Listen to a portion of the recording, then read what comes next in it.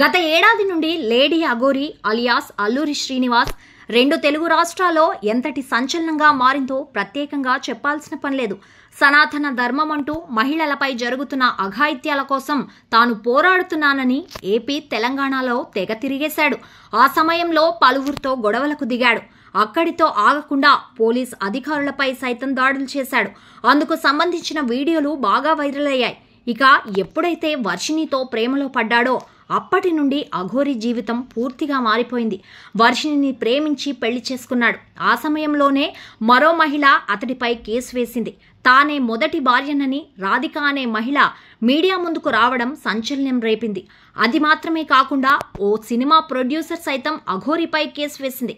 పూజల పేరుతో తనను బెదిరించి 10 లక్షల రూపాయలు తీసుకున్నాడని కేసు వేయడంతో పోలీసులు అఘోరిని అరెస్ట్ చేశారు. అనంతరం కోర్టు రిమాండ్ విధించడంతో చెంచల్గూడ జైల్లో ఉంచారు. ఇటీవలే మోకిల కొమ్రవెల్లి కేసుల్లో అఘోరికి బెయిల్ వచ్చింది. కానీ తన మొదటి భార్య రాధిక పెట్టిన కేసులో ఇంకా బెయిల్ రాలేదు. దీంతో జైల్లోనే ఉంచారు. ఇలా అఘోరి దాదాపు 43 రోజులుగా చెంచల్గూడ జైల్లోనే ఉంది. తాజాగా చెంచల్గూడ జైల్లో ఉన్న అఘోరి అలియాస్ శ్రీనివాస్ను మీడియా బృందం కలిసింది.